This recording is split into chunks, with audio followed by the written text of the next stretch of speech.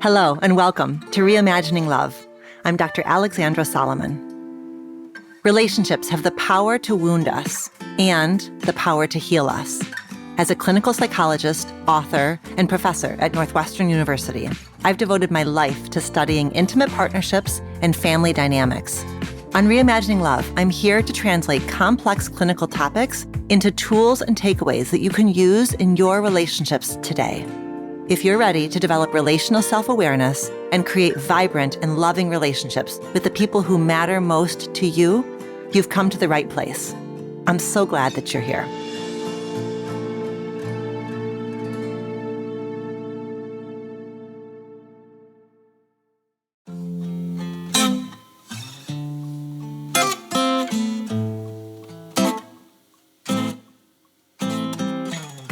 Hello and welcome. Today, I am so excited to welcome back Dr. Sara Nasserzadeh to the podcast.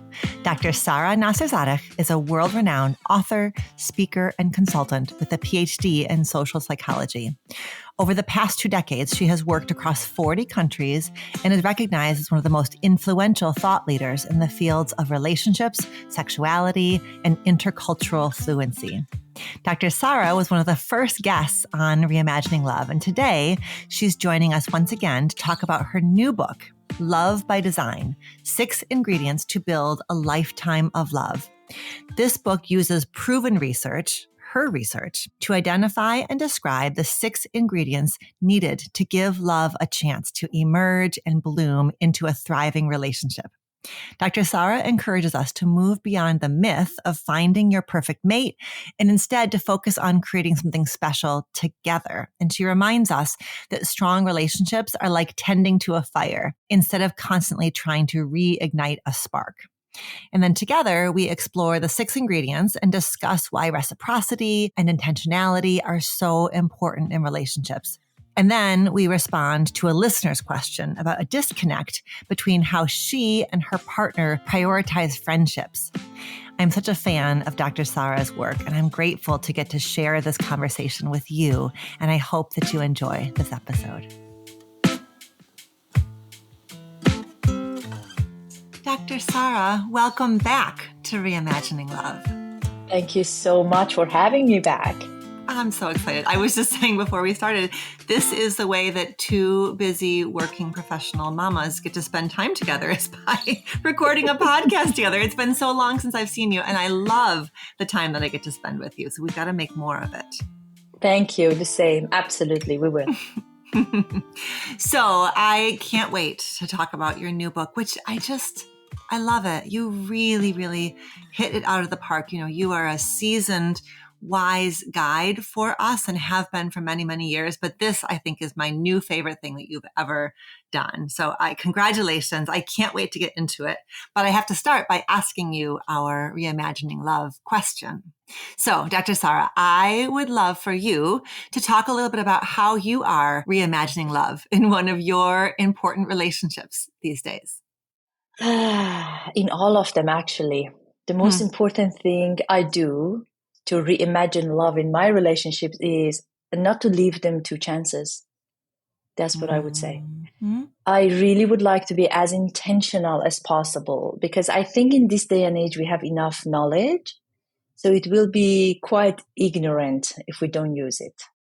You don't want to leave your relationships to chance. You don't want to just say, okay, I'm in this relationship, therefore it's fine. You want to take what you know and make sure that you are embodying it. Absolutely. Absolutely.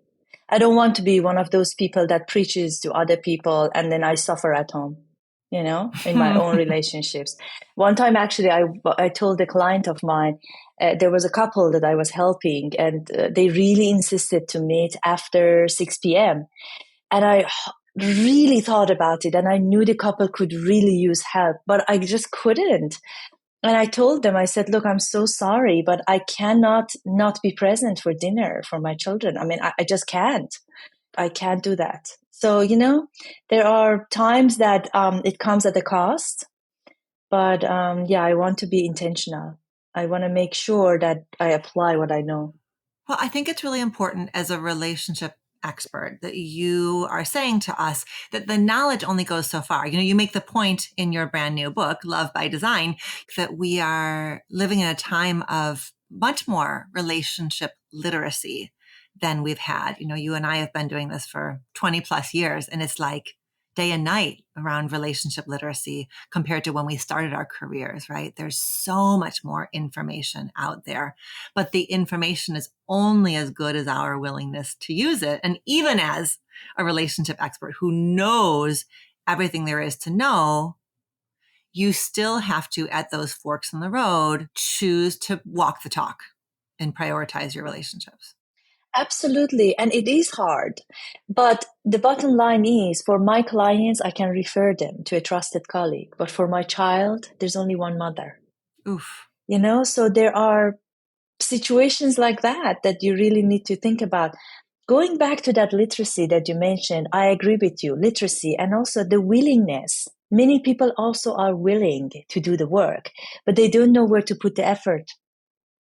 I'm pretty sure you've seen that. And I'm pretty sure it's one of the reasons that you published this. She holds up love every day. You're so sweet. Because it's important. It's important for people to know that where do I put my effort?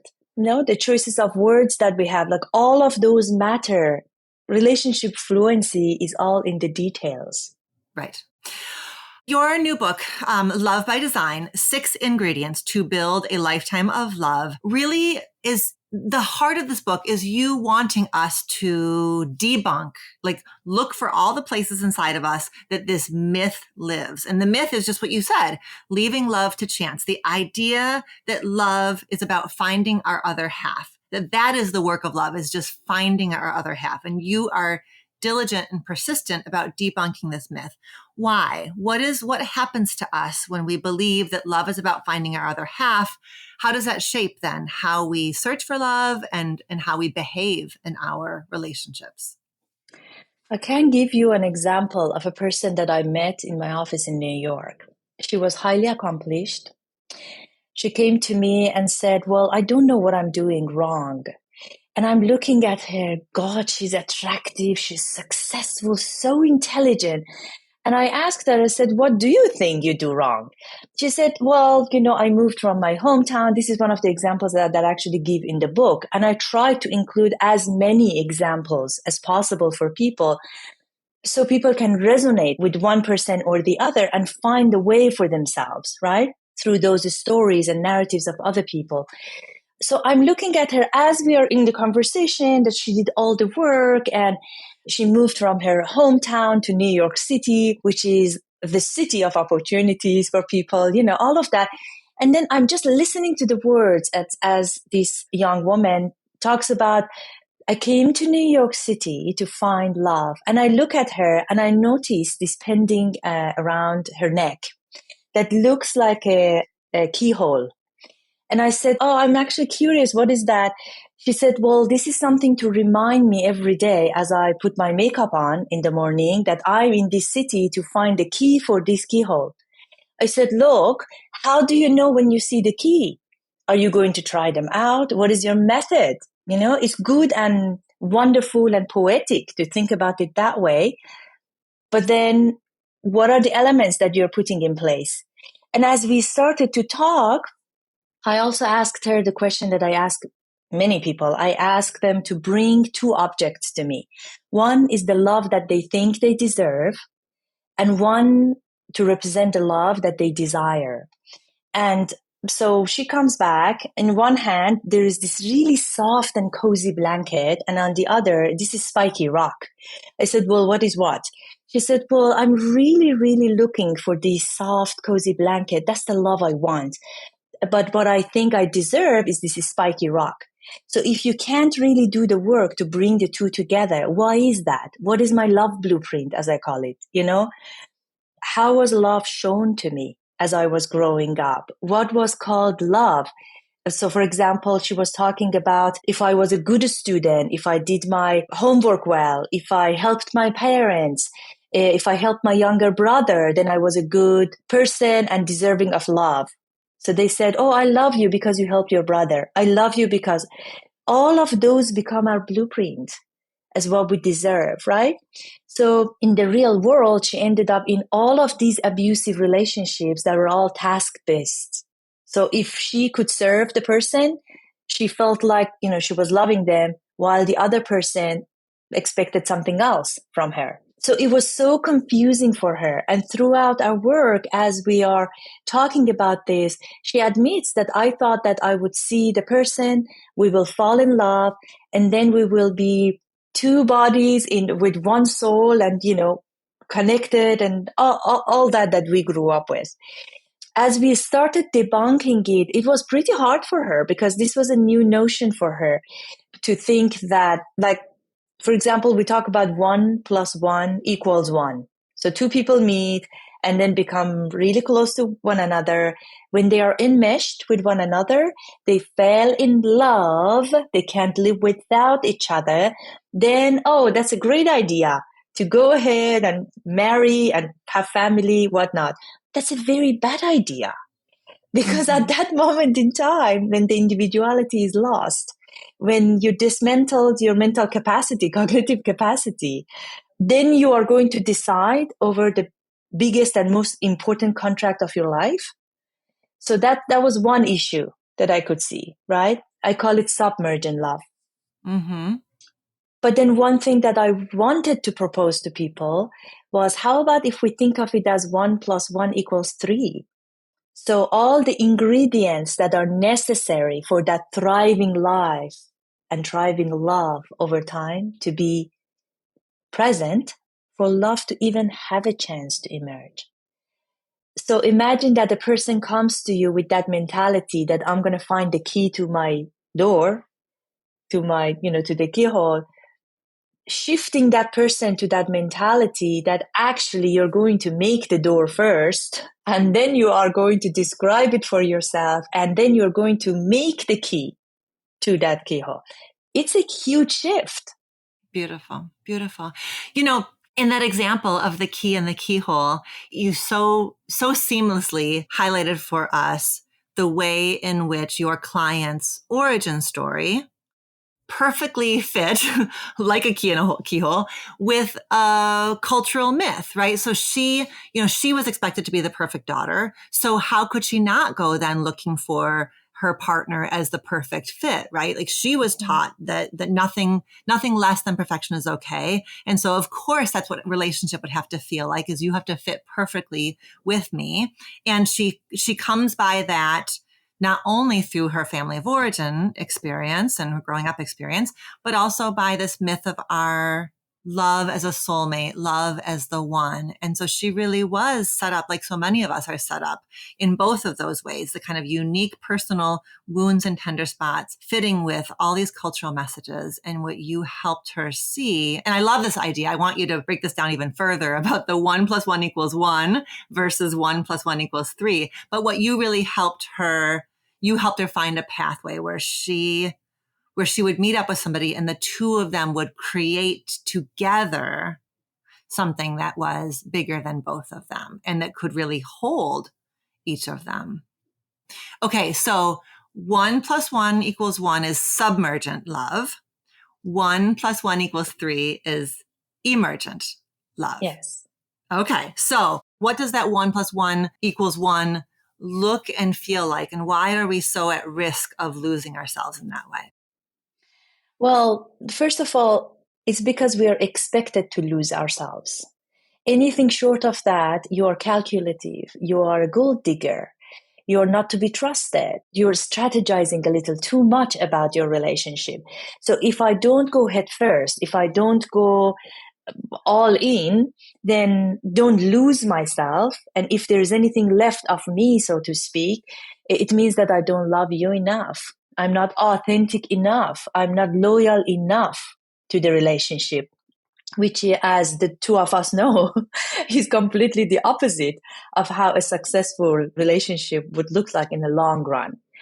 So what happened with us was I honestly stopped going to weddings when I was 15 because I read somewhere that 50% of marriages end up in divorce. And honestly, I couldn't fathom that. Why would people be foolish enough to even celebrate them? I mean, why would you do this to yourself? The risk is so high. You were very mathematical. You were like, this makes no sense. The numbers are not adding up here. I'm out. It was scary. It was so scary. Yeah. And then I thought, you know what? I'm not going to do this. I am out of this. And then obviously, as life has it, so I met my husband now. And then as we started dating, and I was thinking, maybe I could consider this thingy called marriage, but I need to first decode it, make sure that I don't fail in it. And also there were so many broken relationships, heartbreaks around me growing up. So I really wanted it not to happen to me. And then, so as we got into it, I thought I had a plan. I thought, okay, so we are going to make this intentional with the knowledge that I had, with the books that I read. And God bless my parents, they're very wise. So I consulted them often, and they're still together, and they made it work for themselves in their own way. So I would go back to them, say, okay, so now what? Here, what? So I thought I've got it figured out. And then through multiple immigrations, and we became even more enmeshed with one another, with my husband, because we only had each other. So from that background that we came from, right? And then after a while, I thought everything was perfect. He thought everything was perfect, until one day I was riding with a bunch of friends of mine from the graduate school, and I had a panic attack. And back then there was no mobile. So I waited until I came home.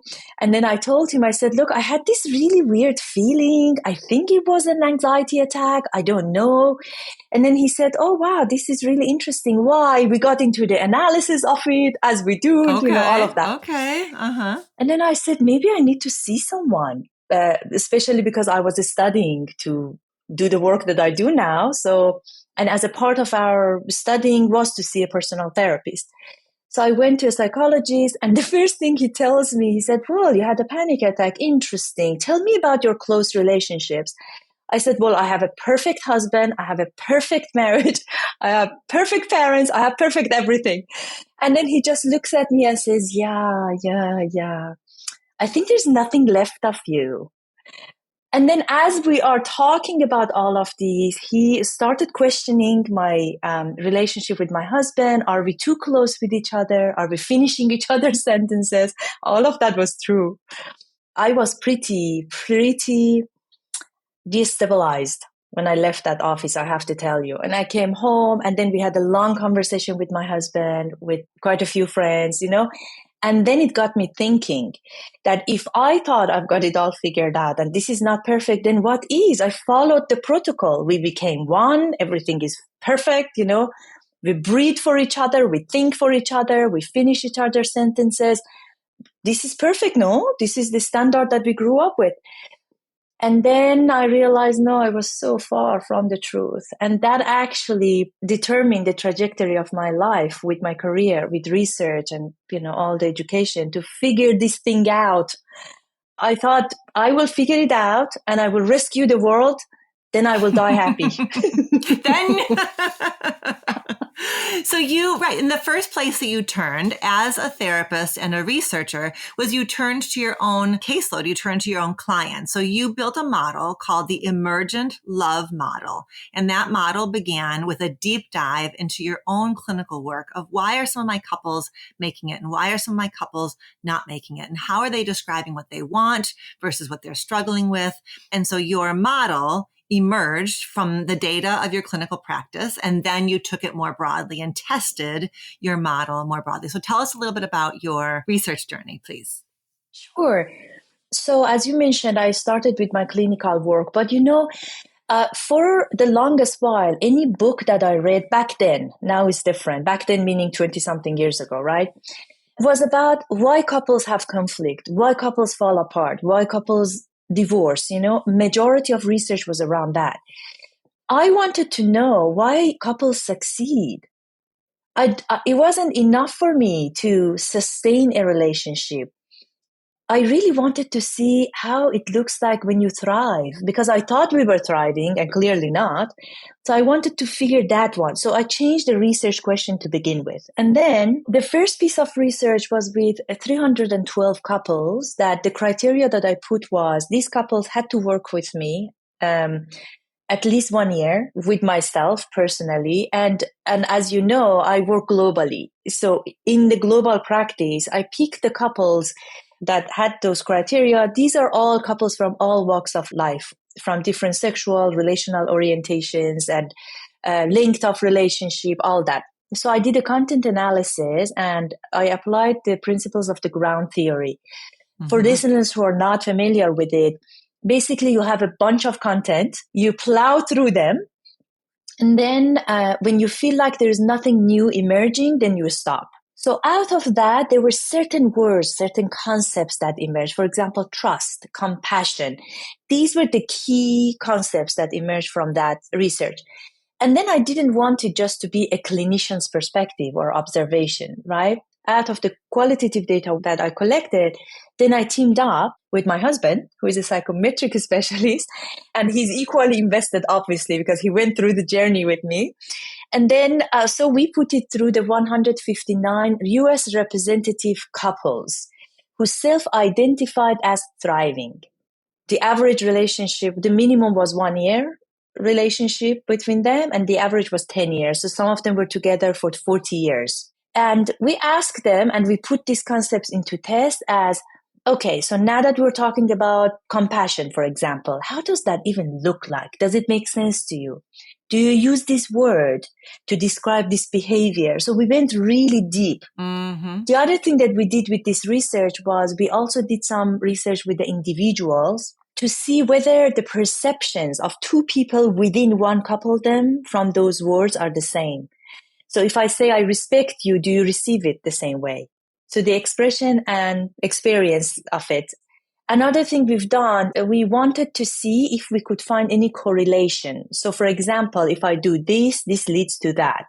Does it work that way? Or there are nuances that we're missing? So out of that came two things. One was this solidifying all these concepts that we have, 6 ingredients that were born out of that are pretty solid. So we tested and retested it in multiple occasions, those 6 ingredients, and then also a couples test that came out of that. So for example, which is called Relationship Panoramic Inventory. Couples can take it. There are 3 categories that become very clear. It's about 29 pages of report.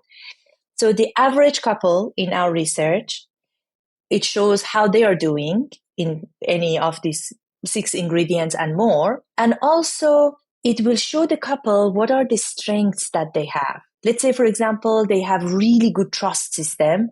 Their compassion is a little bit lacking, right? So that they know what is it that they're very strong at, and then they can borrow from that to make sure that they are mending the cracks that are existing. Yeah, leveraging their strength. It's such a tender thing to be part of a couple and to know that you have a growing edge, and the growing edge can start to feel like it's all that you are. And so by you creating an assessment tool where you're showing them both strengths and growing edges, you're giving them the message like, listen, the good stuff is what you use and what you hold on to so that you can look at where you need to grow. What a beautiful way of offering that. Can couples anywhere how can somebody access the Relationship Panoramic Inventory?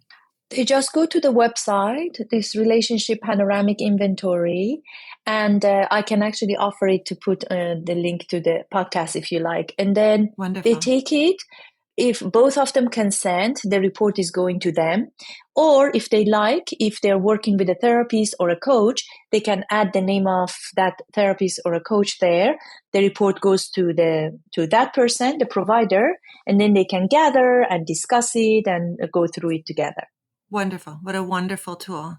You know, what I love so much about, you and I are both language nerds. So this may not appeal to the entire Reimagining Love audience, but I love that you call it the emergent love model because there's two levels at which that operates, right? Emergent love, meaning that this model emerged from your deep dive into literature and data. But emergent also is that quality of when these factors are in place, something emerges. Like you use the example in the book of when oxygen and heat. How does that work? I'm losing that idea of like something emerging from the elements. Sure. So when you have a spark and when you have a log, Yeah. put them together in a conducive context that it has enough oxygen, you will have a beautiful warm fire. Mm-hmm. If you take away any of these elements, the fire dies immediately. Yeah. So these elements from which love emerges. Yes, yes. Okay. I want you to give our listeners like a little window into all 6 of the ingredients because we've been building towards this. I feel like we need like a drum roll to the 6 ingredients, but I also know, I mean, basically the bottom line is that everyone listening just needs to get a copy of your new book so they have all of these tools at their disposal. But I would love for you to give us just a little window into each of these 6 ingredients. And if you could, like, give us a little snapshot of what it looks like when a couple has this quality. And then also like maybe a little practice that a couple could do to boost this quality. If they're sort of like, oh, shoot, I think that this is an area where we really aren't as strong as we could be or used to be or need to be.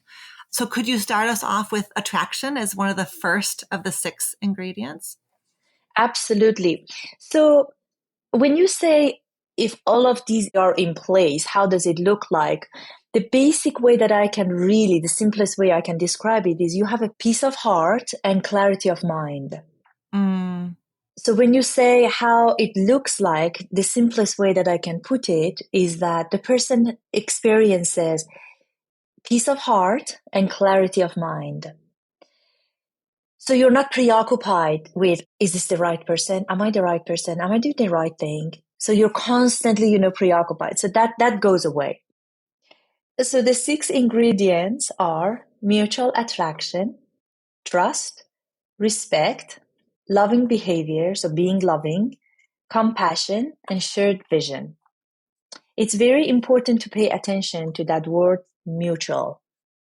So if one person is giving, and expressing, or they think that they're expressing, but the other person is receiving it in a different way that is not meaningful to them, we're not really doing the job.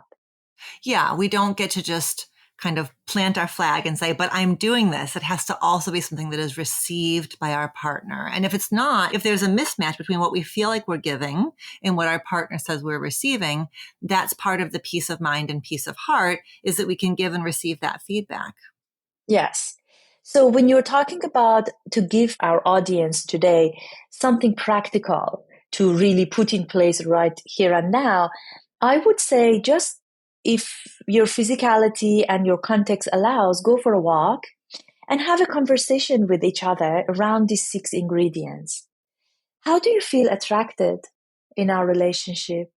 How do you feel respected in our relationships? And be very specific. How do you feel loved in our relationship? How do you feel like our visions are aligned and we are committed to go to the same space together, so to speak? So the destination that we are headed towards is defined by the 2 of us. And then I rarely have couples who have that exercise and come back, they're 100% aligned. Sure. Actually, never happens. Mm-mm. One person says, you bring me tea every morning, and I take that as a sign of compassion, for example. The other person says, but that's the way that I show, that's my act of loving. I go out of my way to give you this cup of tea, right? Or the other person says, I put gas in your car. That's me showing you that I love you. And the other person says, well, actually, I don't take that as the act of loving. Right? So these are the things that you need to really iron out and make sure that in each category, whatever that you put forward, the other person receives it in a meaningful way as well. It's meaningful to them as well. You're really clear. So if we like focus on attraction, you have a really expansive definition of attraction. This is not, you're not talking about 6-pack abs or, flowing luscious hair. You're talking about the way in which partners feel drawn to each other. It's about admiration and liking and valuing. I think that's so, so important. Yes. And that's actually in a drastic contrast with whatever that is out there, that you have to feel that a jiggly wiggly feeling of butterflies. You have to, and then build a life based on that. We know based on research that feeling, amazing if you have it to begin with, but the problem is it will go away on average 2 years. There's solid research behind it. Absolutely. Right? And then couples come to us and say, well, how can I reignite? You cannot reignite anything chemical, because when the chemicals interacted with each other, they cannot be reactivated again. Remember, I don't know if in this country you do it on 3rd grade. In Iran, we do it on 3rd grade, that you have that baking soda thingy with volcano. So the volcano erupts, right? The chemical reaction. So you cannot reignite it or rekindle it or whatnot. So what is important is, in that attraction chapter I talk about, is you really need to be very clear about the points of attraction. You might be attracted to somebody's intellect. You might be attracted to somebody's finances. You might be attracted to somebody's success or values or physicality, as you mentioned. So it's very important for you to be clear that it's not only one thing that makes me drawn to this person.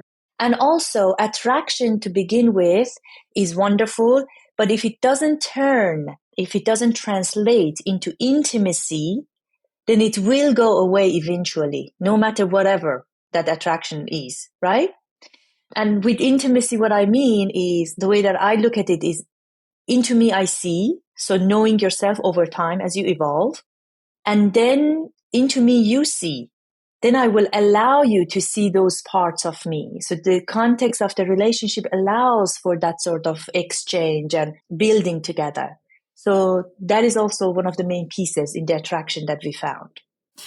Okay, trust. You're talking about that trust is about showing up for each other consistently. Trust is that felt sense of, you have my back. This is why it's so important you come back again and again to it being reciprocal, that it's not just, are you showing up for me? It's also, am I showing up for you? And that's, you are inviting us to hold up a mirror and look at the ways in which we are doing what we need to do to help our partner trust us as well. Absolutely. And one of the biggest points that I want to make about trust here is the consistency and reliability aspect of it. Because you could be a very trustworthy partner sometimes, but sometimes you drop the ball. So consistency. Are you showing up for me consistently and reliably? Am I showing up for you consistently and reliably? I have clients who come to me and this is actually a very, very common example. One of them, let's say they forget to lock the doors at night. Sometimes they forget to pick up their children on time from school. Sometimes they forget to pay the bills on time. So these are the ones that when you have sometimes in a relationship, we are all human, we make mistakes, but it's extremely important to come back from it, to repair and make it better next time. We can't just leave ruptures hanging all over us over a period of time. It breaks. Yep. And minimizing it. It wasn't that big of a deal. It doesn't happen that often. Yeah. Minimizing it is going to land for our partner like a breach of trust. It erodes trust. Absolutely. Yeah. Well said. Absolutely. And respect. When you talk about respect, again, you're saying, how are each of you keeping each other's needs and priorities in mind? I think that's really well said. The idea that respect is made real when we prioritize the things that are important, not just to ourselves, but to our partner. So it's again, that idea of, I think it's so much easier to be like, is my partner respecting me? Is my partner prioritizing me? But also remembering to flip it, right? Am I prioritizing my partner? Am I showing up for my partner? Which doesn't mean always, every time, because that moves into that self-sacrifice. But really, like, respect is understanding what matters to you, what's important to you, and how do we make that happen? Absolutely. And if I may add another aspect to this, are you respectable?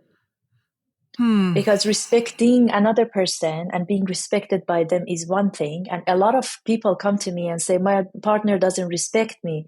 And then I ask them, I just pose a simple question, are you respectable? It takes them a while to respond. Oh, yeah. It's hard enough when we know that we are living out of our own alignment or out of our own integrity, or we aren't living in a way that we feel good about. That's hard enough on its own.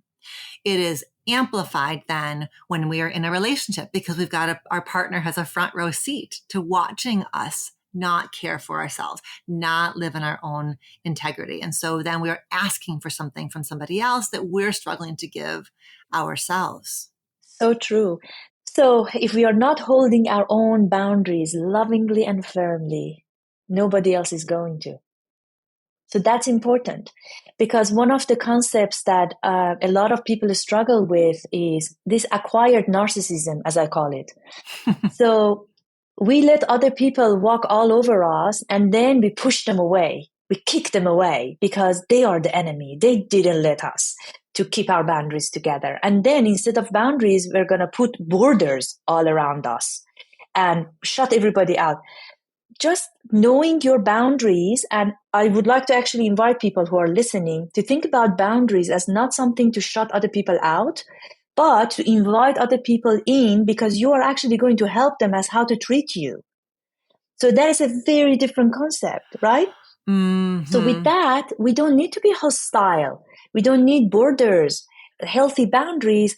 As long as we communicate them lovingly and firmly, they are pretty strong and solid. And then we are going to be respected by other people as well. But it starts with us. Yeah. Okay. Compassion. This is a really big one. Honoring our partner's emotional experiences without making it about us. Yes. That's a beautiful definition of compassion and so, so, so important. So what do you want to add there, or what's the kind of check-in that we can use to assess the degree to which we're bringing compassion to our relationship? So first, I have to say there are multiple researchers and scholars who define compassion differently. The way that I look at it, and it emerged from our research, was when you are at the presence of another person and you are not over empathizing. So you don't make the issue about yourself. Let's say I come to you and say, Alexandra, I'm bleeding. And then you say, oh, you're bleeding? Let me show you, I'm bleeding too. And then I say, no, I'm really hurting, but mine hurts more. Or for example, if I come to you and say, I'm bleeding, and you say, oh my God, you're bleeding. And then you start falling apart. Then I have to forget about my bleeding, come to help you. So I see that so many times about parents with their children, couples, in workspaces also. So if we can't really hold that compassionate space to don't make the scenario about ourselves immediately, then we have an issue. And I'm not talking about relating, because relating is a way that we communicate as humans. Like, for example, if somebody says something, I immediately go to that memory that I have to be able to relate to you, to be able to understand where you're coming from. Relating is healthy, but over-relating and over-empathizing with another person is harmful. So in a way, compassion is feeling for the person. Empathy is feeling with the person. And in my humble opinion, our research shows that we need less empathy in intimate relationships and more compassion. Wonderful. Wonderful. That's so important. Okay. And then finally, loving behaviors. We sort of reference this, but come back to it. This is about how we show our partner that they're special to us, that we cherish them, that we hold them in a very, very special place. So why are the loving behaviors matter so much? Why is this one of the 6 ingredients? Loving behaviors are what we think. So it's really funny because as I was writing it, one of our editorial team came back to me and said that the whole book is about love. Do we really need loving behavior? I said, yes, because that is what the problem is with this whole definition, that if you don't kiss me, you don't love me. If you don't have sex with me, you don't love me. If you don't make me the food that I like, you don't love me. So everything is under love. Love is to blame for everything. Let's separate it and give it a specific place, right? When I talk about act of love, or being loving towards somebody, what I'm talking about is that quality of tenderness. Is there tenderness in your words, in your actions, in your touch? That differentiates that from other things, act of kindness, act of compassion, all of that. That differentiates it. The other thing is that specificity of it. Is this something that I do for everyone, or is this something that I do for this specific person? That makes it special. How do I show you that you're special to me? That is also the quality of act of love. And let us not forget that in all of these ingredients that we talk about, there is action, there is the energy field that we have around each other, and through those actions are verbal as well as touch. We shouldn't really forget about touch. There's a big part of all of these ingredients as well. How do we convey that all of these ingredients through touch? Well, I really, really want us to get to our listener question. And before we do, I wanted just to read a little part of Love by Design to kind of close this down. How do you feel about me reading you to you? I love it. Okay, so you write, this is sort of early in the book, you write, drastic and dramatic emotional states are not a baseline in emergent love. Intense rages, sobbing reconciliations, bitter resentments, make-up sex, anxiety about being smothered or abandoned. But this does not mean that it is boring or monotonous. The opposite of tumult is not boredom. Instead, it is a continuous yet subtle calibration of needs and resources that maintains equilibrium even as it shifts from day to day. That's that peace of mind and that peace of heart that you were talking about before, isn't it? It's so powerful, Dr. Sara, saying that the opposite of tumult is not boredom, that this emergent love, that it is a kind of peace, and that peace doesn't mean settling, and peace doesn't mean giving up. This is really different. There's a dynamic quality in what you are inviting us to strive for here, isn't there? Exactly. So it's not crossing the bridge and happily ever after, this static 1 + 1 = 1, right? So it's a dynamic everyday process that every day we wake up and we think, in my relationship today, what do I need more? Do I need a sprinkle of compassion? A little bit more of that today? Do I need a little more respect? Do I need a little bit of love today? So we can decide what is it that we're making for that day. And that's the intentionality part of it. And that makes it pretty active and exciting, actually, not boring. Yes. Beautiful. Okay, let's see what we can offer to our anonymous listener who is from Los Angeles, California, and she uses she, her pronouns. And I think that everything we've been talking about is going to really come into play here with this listener question. So she writes, I've been with my boyfriend for 3 years now, and we have an amazing, loving, and secure relationship.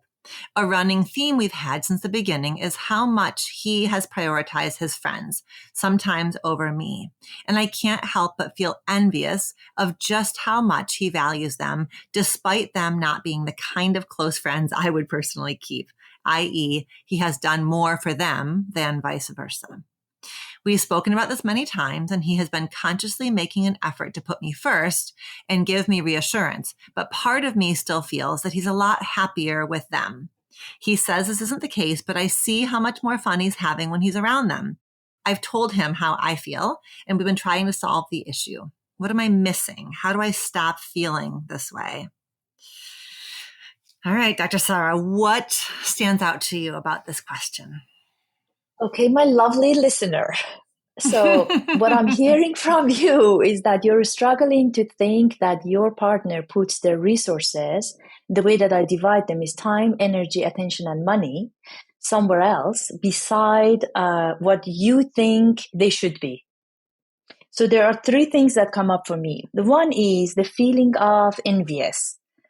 That's one. The second one is when you say these are not the kind of friends that I would keep personally. So that's a level of judgment. You don't actually respect your partner's decision to put the resources where he's putting. And then the third one is when you say he's a lot happier with them. So there is a hint of I don't actually hear envy. I have to say, I hear a little bit of jealousy, because envy is whatever that is, I want it too. But jealousy means, why do you do that? I don't want that to exist. So I wonder if you can differentiate that for yourself, starting from there. And also being very realistic. I wonder if you could sit with your partner and actually draw something that I give to my couples. There's an exercise that I give them that I call social capital, that I ask them to do individually and as a couple. So basically you sit together and you literally put pots and pans around you, or buckets or strainers, whatever that helps you. And then you have a bunch of post-its. Write the names of the people that are in your life. It could be acquaintances. It could be people who are friendly with, who you are friendly with, or friends or whatnot. So you do this exercise individually. Each pot has a name, or each bucket has a name, right? So you're going to say friends and family, let's say out of obligation, maybe, right? Or out of love, that I'm with these people. These are the work or networking people. These are the people that I don't have in my life and I would like to have in my life. These are the people that I call friends, but hey, maybe they're not as friend, like they're friends, but maybe they're friendly, right? So do that individually, then come together, then create one of these exercises together as a couple. Who are the people in your lives and which bucket each of you assign them to?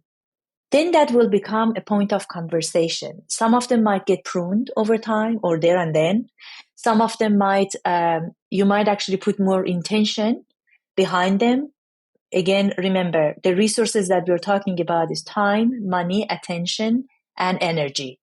So where do you direct your energy? And also pay attention to where you put your energy and what you get energy. So when you say that these are the people that he has done more for them than vice versa, what does that mean? And does it look like the same for your partner as it looks like to you? Because you're kind of 1 degree separated from the situation. So that would be my 2 cents that I can offer. It's really interesting. I really like that idea of the two of them kind of looking at their whole social ecology, the whole map of the relationships in their lives. And you have a very concrete way of them doing that with Post-it notes and buckets and working separately at first and coming together and looking at that. Because that is, it's true. A relationship is the two of them, but it really is. A relationship really is the coming together of their two networks. And the chances that our listener and her boyfriend have the exact same definition of friendship, have the exact same definition of reciprocity in a friendship, the chances of that are slim to none. And in the space of what she deems to be healthy, valuable friendship and what he deems to be healthy, valuable friendship, in that space is conflict and rub and opportunities for learning and reflection. And I was thinking similarly, Sara, about kind of the way in which perhaps her judgment about her boyfriend's friends just may be an invitation for her to bring her attention inward. Is there something that she's craving in her own life that she's watching him have with ease? How might she be able to cultivate a bit more of that in her own life? The ways in which, sometimes I hate it when it's, when this is the case. I hate it when what my partner is showing me, I'm judging his behavior, but really it's a little opportunity for me to look at what am I depriving myself of, or what am I not prioritizing? So, our partners can be these teachers for us. So I wonder if part of her healing, part of the quote unquote solving this is for her to be brave enough and humble enough and curious enough to look at, okay, what do his friendship dynamics highlight for me about my own life, what I'm longing for, the ways in which maybe I don't give myself the permission to divide up social capital the way that my boyfriend does. And I'd be really curious for her to do that with tons of gentleness and curiosity and no attachment to the outcome, but just rather than it being a problem that has to be fixed by him changing or her settling, just self-inquiry. I wonder where that might get her. Absolutely. I completely agree with you. You unlocked quite a few other areas that could be underlining here, because this is just a few lines that we are reading, right? The other thing that I want to point out, going back like full circle to the submergent love, the idea there is you are my everything and I am your everything. Yes. So if you dedicate any resources beyond what I expect or what I want you to, or what I'm comfortable with other people, it could be even your family, not even friends, then it means that you're not in this fully. So that's another aspect of it. The other aspect of it is the way that we look at it. If I go to my friends and recharge myself full of energy, come back, I will bring back that energy. So in essence, I'm not taking away anything from my relationship or couple them. I'm giving energy back to it. So that's another aspect that we can look into. So good. So good. And again, the last thing we want is for this listener to beat herself up for having internalized the myth that she should be her boyfriend's everything. That is something that was ingrained in her from every Disney movie, every fairy tale, every whatever, right? She was taught that a good girlfriend, a good wife, a good partner leaves her boyfriend or her husband or her partner wanting for nothing. She is his sun and moon and stars and solar system. So that is, she did not make that up. She did not pull that out of thin air. That is something, she was a good listener to our culture when our culture taught her that. And so the fact that he's so tied into a network of friends feels to her like it's a ding against herself, that somehow she's doing something wrong, that he needs other people. And so you are asking her to really challenge that cultural myth. It's a cultural myth. Yeah. It's not her fault. Yeah. And I love that idea of, can she notice the way in which when he steps away to go be with his friends, he comes back recharged for her. And in that way, it is a service to the relationship, actually. Right, absolutely. I also want to point out something that you mentioned, build on it, that I really don't want you to walk away feeling guilty for this listener, because it's very common that people also act very differently. So they bring their best of self to the friends and family and outside, and they bring the leftover home. And that piece of it, we shouldn't forget as well. That could happen. But I didn't go there initially because you mentioned that you have a loving and secure relationship and your partner does everything he can to reassure you. But that is also another possibility. And it's not one thing or the other. It could be all of the above. It could be none of the above.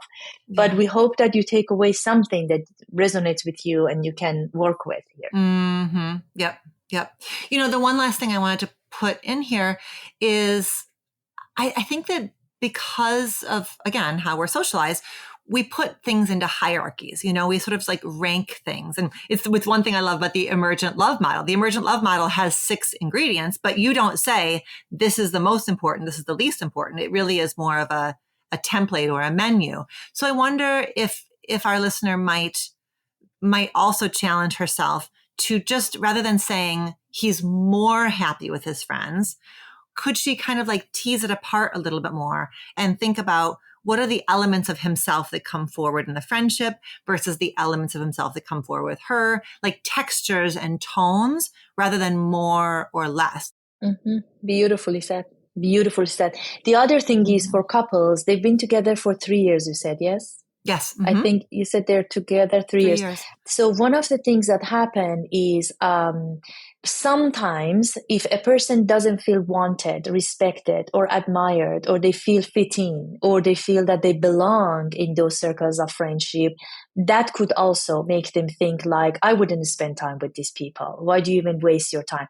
And over a period of time, what I see in couples is they actually lose respect for other areas of judgment for their partner as well. So look at your friends. I don't really respect your other judgments as well. So this could be another underlying reason for this issue. Agreed. Yeah. And what is it that she finds threatening or worrisome about these friends? Yeah. Good. And it's pretty vulnerable actually to pose this question. So I appreciate it. Yeah, listener, we appreciate you because that's right. You have, even in her, the way that she wrote the question, she brings a kind of self-awareness and a curiosity, and we've given her some avenues to explore that are about conversations with her boyfriend, but also that are avenues about self-exploration. And so it is the idea of 1 + 1 = 3. There's some her stuff, there's some him stuff, and there's some relationship stuff going on here. And I don't know that, it may be that this is never solved, right? So much of what happens in our relationships just needs to be carried with ever more grace and curiosity. And it may not be solvable, but it may be able to be carried more gently and more gracefully as she brings in some of these ideas that we're talking about here. So thank you, listener. And thank you, Dr. Sara, for working with me on that one. My pleasure. Okay, so if this is somebody's very first time getting to know you, even though they perhaps already know you because you were one of the very first guests on Reimagining Love. And so I love that we're coming back together again. How can somebody get to know you and your work?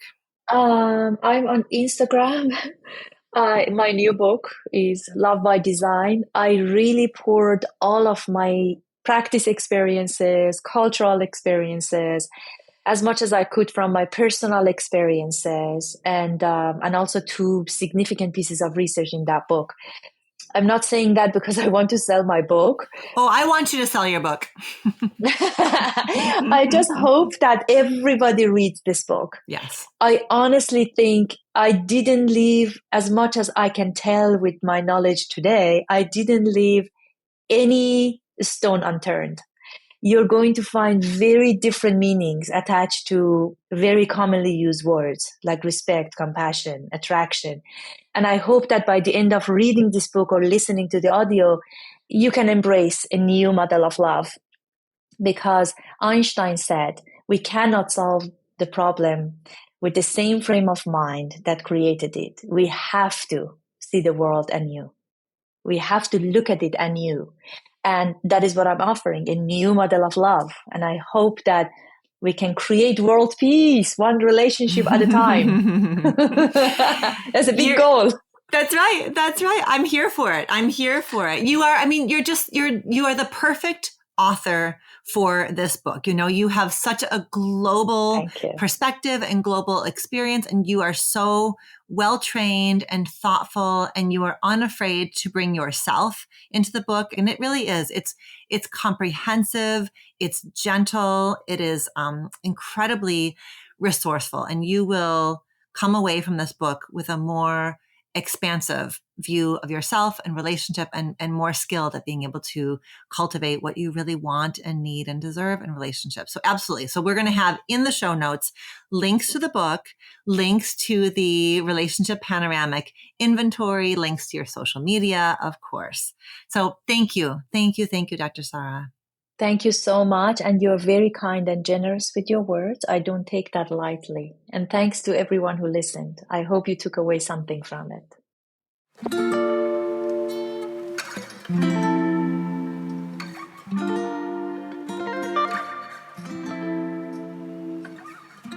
Thank you to our Reimagining Love listener for bringing that wonderful question to the show. And thank you to Dr. Sara Nasserzadeh for joining me today. To learn more about Dr. Sara's new book, Love by Design, 6 Ingredients to Build a Lifetime of Love, make sure you check out the show notes of this episode. And if you're interested in taking the relationship panoramic inventory, Dr. Sara was also kind enough to provide a special discount code for Reimagining Love listeners.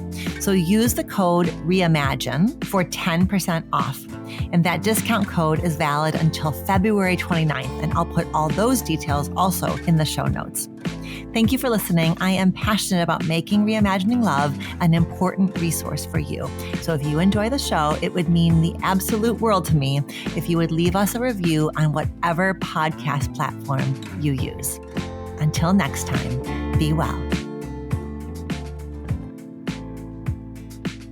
Do you have a relationship question that you want answered on the show?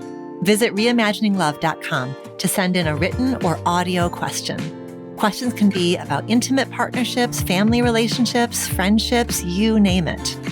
If you're looking for more love and relationship content, you can find me on Instagram at dr.alexandra.solomon. Or visit my website, dralexandrasolomon.com, where you'll find my blog as well as the Intimate Relationships 101 e-course based off of the popular class I teach at Northwestern University. Thank you for listening, and see you next week here on Reimagining Love.